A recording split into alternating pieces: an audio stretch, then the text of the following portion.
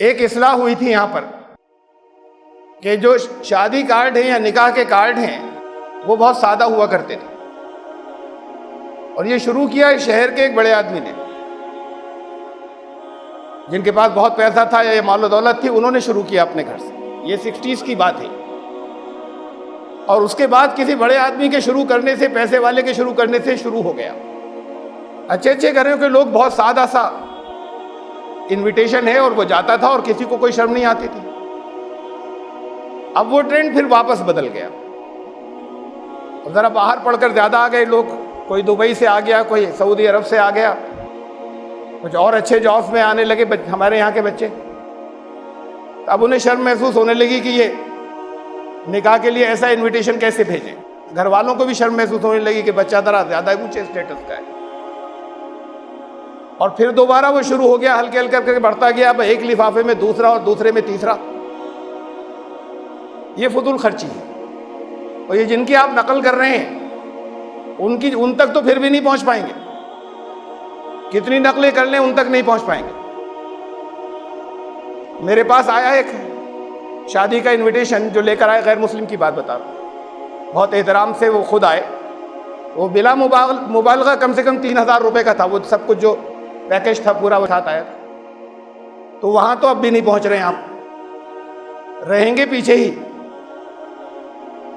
اور اس کا تذکرہ ہوا اور پھر ختم ہو گیا، کسی کو یاد نہیں۔ صرف اتنا ہے کہ وہ فضول خرچی آپ کی لکھی جاتی ہے، ریکارڈ ہو جاتی ہے، جس کا حساب آپ کو دینا ہے۔ اور کس کے بعد کہ اصلاح ہو چکی تھی۔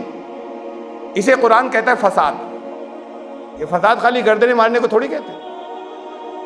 لا تفسدوا فی الارض بعد اصلاحها، اصلاح ہو جانے کے بعد یہ فساد مت پھیلاؤ۔ فساد کہتے ہیں توازن بگڑنے کو۔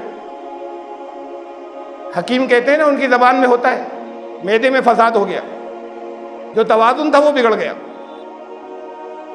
تو یہ اصلاح ہو جانے کے بعد یہ فساد نہیں پھیلائیں، یہ تو اس سے بھی زیادہ بری بات ہے جو پہلے سے خرابی چلی آ رہی تھی۔ ادھر توجہ کیجئے ذرا سی، چند باتیں اور ہیں توجہ تک۔ یہ لوگ قابل مبارکباد ہیں دونوں، عروس و نوشہ بھی اور ان کے والدین اور گھر والے بھی، بغیر جہیز کا نکاح ہے۔ کوئی اگر نظیر قائم ہوتی، اور بھی کبھی کبھی کچھ ہوئی ہیں شہر میں، کوئی اگر نظیر قائم ہوتی تو دوسرے لوگ کیوں نہیں عمل کرتے؟ یہ مبارکباد صرف نوشہ کو دینے کی ہے، ان کے گھر والوں کو نہیں کہ انہوں نے جہیز نہیں لیا۔ یہ مبارکباد ان کے لیے بھی جنہوں نے نہیں دیا۔ شریعت اس میں کہیں سے نہیں آتی کہ آپ نے بچی کو کچھ دینا چاہتے، کوئی حرج نہیں تھا۔ لیکن جب وہ لازم قرار پا جائے اور سماجی لعنت بن جائے، اور اس کی وجہ سے بہت اچھی بڑی ایسی کہ جن کے اندر بہت صفات ہیں، ایسی بچیوں کے نکاح رک جائیں، تو پھر وہ سماجی لعنت ہے، اسے توڑنا ہے، ختم کرنا ہے۔ لڑکے والے کہیں نہیں لیں گے، بات یہ نہیں کہ بھئی ہم مانگ نہیں رہے، اور لڑکی والے کہیں نہیں دیں گے۔ یہ یہاں پر بہت سے بڑے ہیں اور بچے اور نوجوان بھی ہیں۔ میں بچوں اور نوجوانوں سے کہہ رہا ہوں، بغاوت کیجئے اپنے گھر والوں سے۔ یہ قدم بڑے نہیں اٹھا پائیں گے اور کہیں گے ہمارے ارمانوں کی بات ہے۔ بغاوتیں اس پہ تو کرتے ہیں، یہاں نہیں کروں گا، فلاں لڑکی سے کروں گا، اس لڑکے سے نہیں کروں، کسی معاملے میں نہیں سنتے ماں باپ کی۔ گھر کے کسی معاملے میں ماں باپ کی رائے کے، ان کے مشورے کے، ان کے حکم کے کوئی پابندی نہیں کر رہا، یہاں فرما بردار ہوتے ہیں۔ بغاوت کرنی ہے تو وہاں کیجیے جہاں اللہ اور رسول کی خوشنودگی ہے، کہ ہمیں ان کی پسند ہے، ہم آپ کے خلاف نہیں جانا چاہتے، لیکن یہ ہم نہیں کریں گے۔ تو یہ ہمتیں انہیں کرنی ہوں گی، بچوں کو کرنی ہوں گی، لڑکوں کو کرنی ہوں گی، لڑکیوں کو کرنی ہوں گی، نوجوانوں کو کرنی ہوں گی، کہ اپنے گھر والوں سے کہیں کہ ہمیں ایسے ہی کرنا ہے۔ یہ اس نکاح میں نہیں ہے۔ یہ کتنی بڑا لی فضول رسمیں، مہندی مایوں، چھوٹی موٹی رسموں میں بھی کسی جگہ کوئی حرج نہیں تھا، اس لیے کہ خوشی کا موقع ہے۔ لیکن یہ یاد رہے کہ خوشی کا موقع بھی ہے اور عبادت بھی ہے۔ خوشی کا موقع ہے، کچھ خوشی کے اظہار میں کسی جگہ کوئی حرج نہیں تھا۔ رسول اللہ صلی اللہ علیہ وسلم گئے ایک نکاح، وہاں پر جہاں نکاح ہونے والا تھا ایک جگہ مدینے میں، آوازیں آ رہی تھیں گانے بجانے کی۔ جب قریب پہنچے تو رک گئیں، تو انہوں نے کہا کیوں روک دیا اسے؟ تو خوشی کا موقع ہے، ان کے انصار کی بچیوں کو پسند ہے، کرنے تو۔ ظاہر ہے کہ وہ اس کے اندر کوئی बेहुदा और फोहिश बातें नहीं हो, वो गाने नहीं हो।